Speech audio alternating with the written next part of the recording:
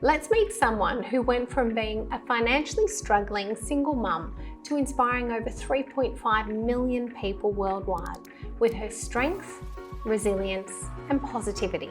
I actually didn't like fitness at all. I didn't even train. I didn't even come from a family that was interested in fitness. Yeah. I went through a divorce, and from there I had to take care of these children by myself. So I've had to also transition out of I'm mum, but I'm not mum in a way. I'm this person now. Who am I? All I can think about is how quickly you had to grow up.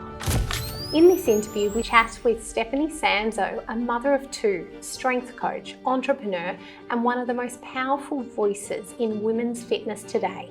I decided to share my journey online. This is where Instagram kind of popped off, and we launched LIFTit nearly 2 years ago now. From scratch, building everything from the ground. I think when you let go, things actually happen. And I don't know what it looks like, but I can feel it.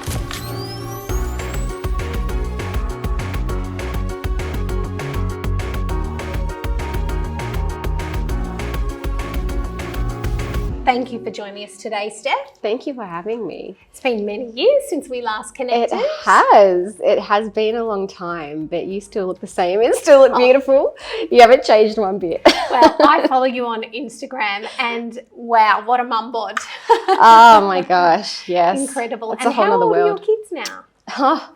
They are 17 and 15. I still don't believe you are old enough to have children that age. That's crazy. It's insane. It's a whole nother ball game. I mean, when they were young, it was hard, but then when you step into that teenage era, it's next level. Wow. So take me back to how it all started. So what was your job before your personal training? So I actually worked at Cotton On. Yeah. I was a training and development manager, which meant I opened up new stores. Oh, wow. And I would train people how to, use the system, or I would go into a store and figure out what was wrong, why they weren't making money. So that was kind of my job. It was a lot of traveling around, and it was actually quite stressful, to be honest. It was a big job, but real different. And when did you have your kids? I would have been, I think, 19 when I had my first child, so I was quite young. Yeah. I just kind of come out of school, and I went into the workforce for a very short period of time, and then I had a child, and then I decided to step down and do that full time. Yes. Yeah. And then the next part of your journey, so you discover personal training. How did that come about? That's really funny. It's not something I ever chose, and something I really wasn't interested in at all. During the time of, stepping down, having a child, I had another one in a short period of time because they're 2 years apart. And then shortly after that, I went through a divorce. Yes. And from there, I had to take care of these children by myself, which was a huge responsibility and a huge... Costly. Yeah, costly, and all of the above, and emotional turmoil and everything that comes with being a single mum. And I was like, how am I going to provide for these kids but also be there for them being a single parent? So that's kind of where the fitness thing came about, actually, because at the time the government was giving subsidizing a personal training course. And so I was just looking in the paper. I'm like, what can I do? What can I do? I saw this course and I was like, that's it. I'm just going to do that. I can get some cash. I can be there for the kids, work my own hours. I was like, this is perfect. This is perfect. So that's kind of how it came about. I actually didn't like fitness at all. I didn't even train. I didn't even come from a family that was interested in fitness. We were all really creative. My mum was a clown. My dad was an electrician. So far from anything, familiar. All I can think about is how quickly you had to grow up. Yeah. That pressure, and then doing it all alone and literally finding a way to survive and support your kids, and that pressure. So I can imagine you would just do anything to be independent and find your way. Yeah. And so how do you go from personal training to then being a part of the Sweat app? That's another big jump. Yeah. Something I also didn't choose. And it's so funny, where life takes you through your hardships or through just things that change in your life that's unexpected. And if you kind of just go with the flow where it can take you. So that's kind of what happened with Sweat. I was I did the course. I got my personal training certificate.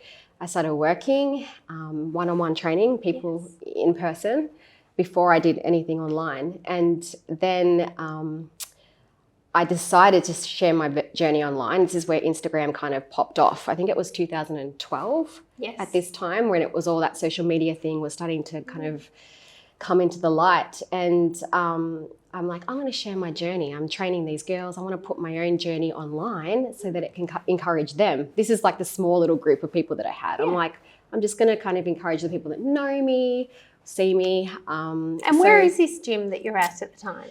It was a few different little gyms. Okay. First, it was like this little boxing gym, and I was like paying this guy rent just to use a small little section of his gym that was all like rusty and broken. And I had to quickly get in there before the boxing people came in. So that's kind of where it started. And then I kind of moved into a different gym, which I wasn't actually supposed to do.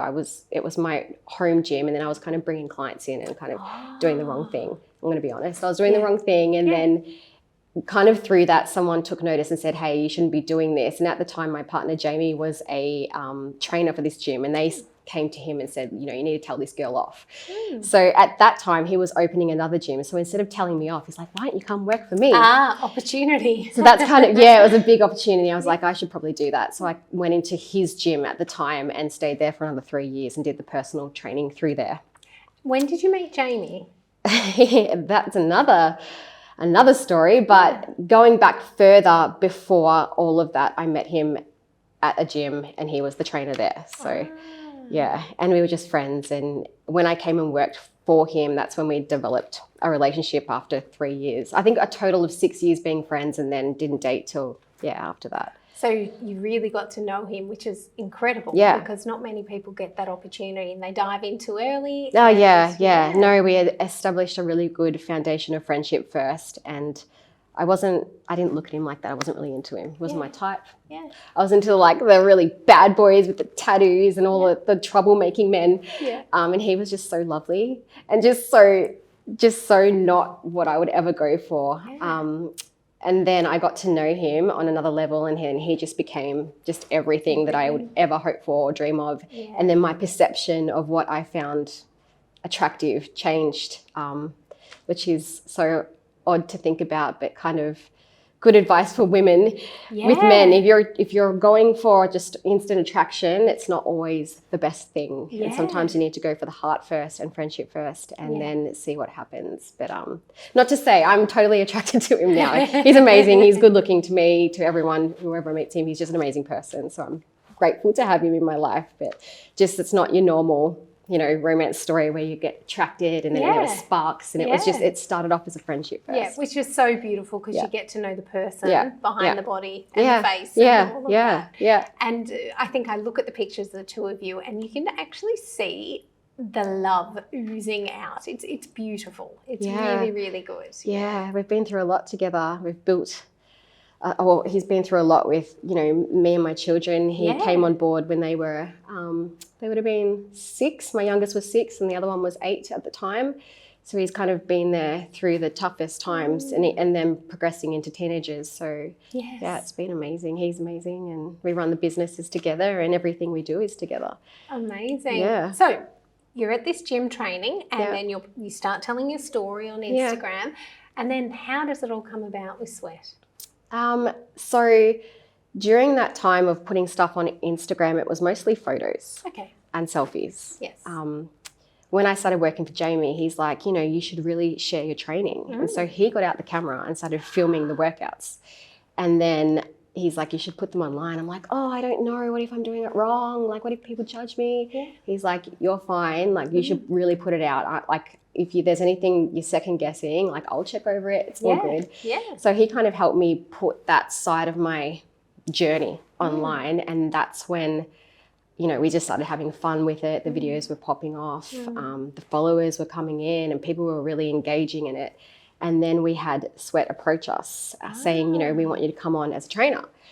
And that's what I was just saying to you before with the whole, it kind of not searching for it, but just doing kind of what you're passionate about and then letting things kind of flow and come to you, which is how we've run all of our businesses really, and just the whole fitness game is just doing what we love. The way you speak about that makes me think you've done some work there. Like, what work have you done to know that your intuition, the path you're on, how would you speak about that? I would say it's not listening to your gut with things, it's listening to your discernment. And I think it's really hard to obtain discernment because it's like this inner spiritual feeling of when something feels like energetically right or wrong.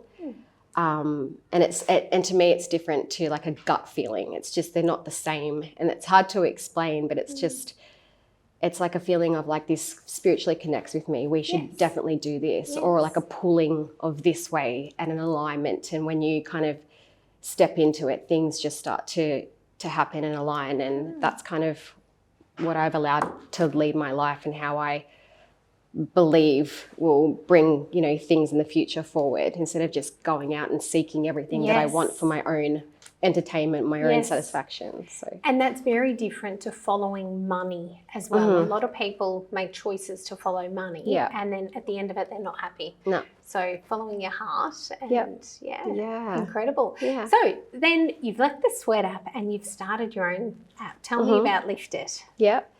So we did about 4 years with Sweat, and then decided to go out on our own, and we launched LIFTit nearly 2 years ago now. And we did this because we were passionate about our training. We had methods that we found worked, and we wanted to be able to pump out as many programs as we could, and just have that full control of kind of doing what we want when we want, and having creative control. So we decided to start our own from scratch, which was I can't even imagine. From scratch, building everything from the ground, which has been a challenge. It actually took a full year to build. And let alone being the face of that and having to do the workouts, actually being in the background, working out what people want. And I've seen how you've tailored it to, how many times people want to train, what outcomes they want, whatever it might be. So tell me a little bit about how you personalise the programs. Well, it depends on what the person's preference is. But like we'll have, like you said, we listen to our clients and we're like, what do they want? Some people might want to work out from home, so we make sure we have the home programs. Some people might be on a time limit, so we have programs that are like the longer versions, but then a short option if you are on a time limit. So it's got a little bit of everything. Someone who's into powerlifting or bodybuilding, there's programs for everyone, because we all have different journeys. Yes. And the way that I train someone else might I don't know, they might not like it. So I've had to also consider that as well. It's a bit of everything. I don't have Pilates or anything on there. No. It is training, but training from different apparatus, or dumbbells only, or And who knows, as your journey evolves and your body needs different things, it will probably follow what you do. Exactly. And you don't do just one type of training either. Tell me about your training program and how you mix that up. Okay, so sometimes I will work on a program that's really focused on bodybuilding. Yes. So like the high rep stuff, lots of different exercises, and really kind of go for more of like a aesthetic look. So it might be like grow the booty, grow the shoulders, whatever it may be. And then other times I will find that I'm really bored with that and I need a bit of a break and my body's adjusting too much, and I'll switch it up and do more powerlifting style. So like the bench, the deadlift, the squat, and work on strength. So I kind of mixed those two up. And then I also created another program that actually brings the two together, which is like a power building program. So it's bodybuilding and powerlifting, which you also have to be very careful with, because you can, I guess, gas out and burn out pretty quickly from doing too much of anything. So it's a balance. Now tell me about some of the challenges you've had yourself. You've been running from the age of 19, like having children that early, being involved in business and doing your own business. What are some of the hardest parts of your journey, and have you felt burnout? Do you know what that is? Yeah. I think the burnout for me with doing all of that, like, the business side of things, but and then the training, and then the kids, and then family and relationships and everything that come together with that. The hardest thing I think I really struggled with is probably the social media aspect of being present online and dealing with criticism and dealing with having to show up, whether you're sick, whether you've got like a private matter going on with your family, and you've still got to get on there and encourage people and be happy no matter what's going on. And I've never been one to get online and ever really open up and share my vulnerabilities, not because I don't respect it, but I just, people have too much access to you, and the more that you allow them to have that, the more that they can just, I guess, penetrate you, basically, and get in and have a say and manipulate and whatever. So I've always tried to keep my private life private, and if I'm going through struggles, maybe I might bring it to light as a metaphor in some way, in a caption, in a post, but not actually share the private stuff that's going on, because I don't believe in my life. Maybe there's people that are different, but I don't feel like that serves me or my mental health. So my social media is mostly training. You won't really see my kids or all the private stuff. And not to mention, like when they were young and I was doing this, I never wanted to put them online because I felt like they weren't of an age to agree to that. And even now, them being in high school, like they're like, oh, is this your mum? And they get teased about that. So imagine me putting them online without their consent when they were younger and people bringing it up. I don't want them to have that type of struggle. So I've always kept them away. And even just recently, I've put my son online with me a little bit more because he's nearly 18 and he wants to be and he's training and I get his permission. So that's fun. So I'm enjoying that at the moment. But all the private stuff before that was just keep it there and keep it to training. And that's worked for me so far. So And what's next in your journey? That's a good one. Honestly, I think going into more of the mental health aspect and relationship. Jamie and I actually have a podcast called Steph and Jamie, and due to some family matters, we did have to take a pause on that, but we're ready to come back. And so we'll focus on that and keep building our businesses. And I think in a way, step away from the social media a little bit and kind of move back and do more behind the scenes stuff. I mean, I'll always train and I'll always put it up there, but as far as how much, I just need a little bit of a reset for yourself. A reset, I think, just to find other interests. And you're at an age now too where we keep evolving. So there's another evolution, isn't there? I feel it. They say, so I'm 38. And they say like at 40, like something happens where you just like, you find this like peace where you just want to settle, or you just have like this confidence in yourself where you just kind of know who you are. And I'm kind of stepping into that. But at the same time, I've also been in the like category of like 25 where I feel like I'm doing things, say online, or, you know, in a way that kind of represents what I was at 25, and it's time to step into the next part of my life. And I don't know what it looks like, but I can feel it. And I feel like more aligned and at peace. And that's where you're so lucky that you had your children early, because by the time 40 comes, you're going to have so much more freedom and you can explore and be whoever you want to be. And the kids will... Which is also scary though, because I have been that mum for so long. Like we're always mums, but it's different. I'm not as needed as much. So I've had to also transition out of like, I'm mum, but I'm not mum in a way. I'm this person now. Who am I? I remember Jamie, when he sold his business, he had a real identity crisis because he was like the main trainer. He was like this full-on power lifter that competed. And I remember him asking me, he's like, how do you just find your grounding? And I'm like, well, I'm a mum. I know I'm always a mum. And now I'm here at this point. I'm like, what am I? I don't know if I'm a mum anymore. I am, but they don't need me. And what am I doing with my life? So I can't wait to hear when you figure that out, because I'm sitting there waiting to know the answers. Your kids are just a little bit ahead of mine. Mine are 11 and 12, going to be 11 and 13. And I know we've got some hard roads to come with two girls especially. So love to know how you manage that when you're out of the side of it. You never know. You just kind of take the days as it comes and figure it out. And what about nutrition? So I've heard that you eat quite low carb, and tell me about what you do with your food, what your routines are, what you like, what you don't like, and what you've tried that's worked and maybe not worked. So I used to, I've been on many diets, being in the fitness industry this long, you kind of try everything. I've done the keto, I've done the high carb, I've Yeah. done just meat, I've done, I don't know, like a juice diets, I've done it all. Yeah. I found for me with the low carb that you were speaking of just now, that low carb did work for me for a period of time where I felt energized, I felt clarity, my body had less inflammation. However, with my training now, I found like I was gassing out. I didn't really feel like the strength was there or the fullness in my muscles, obviously, because I was depleted.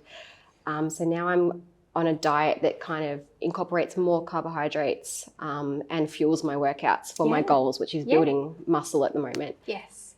So it's changed up a little bit for that. There is no, I guess, right or wrong. It's kind of how your body receives food and processes things.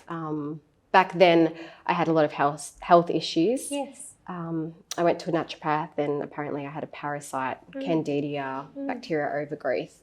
I was in a really bad way. My body was completely inflamed from training. And so that's kind of where I did the keto low carb diet and rid my body of the parasite, reset everything, and my body just loved it.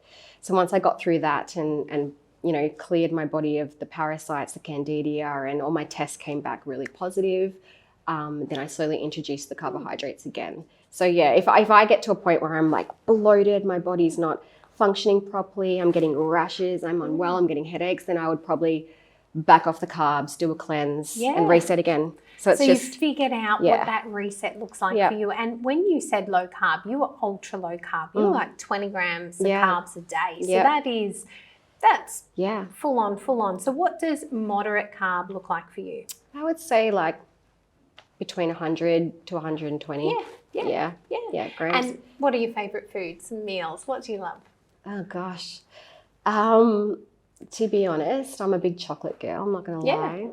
I like it dark though, really dark, so I kind of feel healthy. Yes, I agree. You got to have it Think dark. of the antioxidants. This is anti-inflammatory, high magnesium, all the benefits. And it's so bitter that you almost don't want anymore. You can kind of put yourself off. Yes. So that's a really good treat, and that's like a thing I have probably daily. Yes. And as far as like foods I love, to be honest, it's just nourishing foods. I don't go out and eat all these burgers or anything that's going to make me feel yucky. I'm not attracted to that. I like to have just volume and lots of meats and I can never say it. Guzman, why Gomez? Is that like a Guzman, Guzzy? So I do a lot of that. We do that every Friday, and we'll have just like a huge chicken bowl, and it's not like a free range chicken. Amazing. All the salads, some avocado. It's not worth having all of like pizza and all this stuff, and then it takes days for you to like rid the water retention and then your gut to like reset. Sometimes it's not worth the drama that it brings. Yeah, that's right. And I love that approach too, that you can have takeaway, but just choose something that makes your body feel good instead of makes your body feel sick. And it's not that, ban yourself from having things. If you want it, you have it. But you know up front, if I eat this, it's going to taste delicious and I'm going to feel fine. Yeah, exactly. You got to know your limits. Yeah. And what advice have you got for anyone out there who's using social media as a tool to try and grow their personal brand? I think don't use social media to make it about you. Like, don't put a video up and be like, or a photo, and have your nice little outfit and be like, happy Sunday. I mean, I do that sometimes, but like, don't make it all about you. Try and figure out a way to give something back, because people will follow you because they can get something from you. So whether it's like a quote that's going to help someone underneath your photo, or like a workout that's for free for someone to do, try and always give. And I think when you do that, it's authentic, and then you grow because people just want to follow what you're doing. Just make it about others, not yourself. Amazing. And I think if you were looking back in, let's say, 20 years' time, what advice would you sort of give yourself? Where do you think, like, hindsight's amazing. We always wish we had it. But in this part of your life where you are now, are there things that you're thinking about that maybe I should try this or do this differently or slow down, or what goes through your head? Yeah, I think for me, if I could give advice, we live in a very fast-paced world. Yes. And sometimes I do this really silly exercise. I carry on about this all the time to my partner. I'm very visual. And I remember being on Instagram one day and I saw Saturn, which is huge. Yeah. And then it had a picture of the Earth and the Earth next to Saturn. And we're so small. Yes. And so in my life, when I'm getting stressed and overwhelmed about things, I think of Saturn, this like picture in my mind. I picture it and I think of us here. Yes. And I think, geez, my problems are so small compared to how big the universe is. Oh, I love that. And how big God is. Yes. And so I just try and come back to reality and come back to center and be like, you know what I mean? Like, I don't need to stress about this. I don't need to try and control this. If I just align myself and have faith and trust in God that everything is for me. And if I continue to do the right thing and continue to just take each day as it comes and be led by my discernment and led by God, that I will end up where I'm meant to be. And I think in life, people get frazzled and stressed because they're trying to control everything all the time. Yes. And so if you can just bring it back and be like, I am so small compared to how big the universe is. And that person's so small and this issue's so small, and just keep bringing it back. I think it just really helps you let go and just, relax. And I think when I look back at my old self, I was always frazzled with the kids, always frazzled with this, frazzled with that, stressed about money, and just always on adrenaline and always just high cortisol. And it didn't serve me because you can't control what's happening. Sometimes you just got to let go. And I think when you let go, things actually happen. Because the more we focus on something, and it could be good, it could be bad. Most of the time, people focus on the things they're stressed about. You just bring more of it in, and the problems just get bigger because you're telling the universe or God that, you're lacking that. So it just brings more lack. And this goes back to manifestation and that whole, It's amazing. You are so wholesome, Steph. I can see absolutely why you've had all the success you deserve and so much more to come. What an incredible perspective. And I think so many people can use that advice of how small we are, how small the problems are. Just let it go. I love that. Yeah. They say, let go, let God. It's a saying. Yeah. Amazing. Well, thank you so much. And this is the Inspired CEO, and we'll be right back.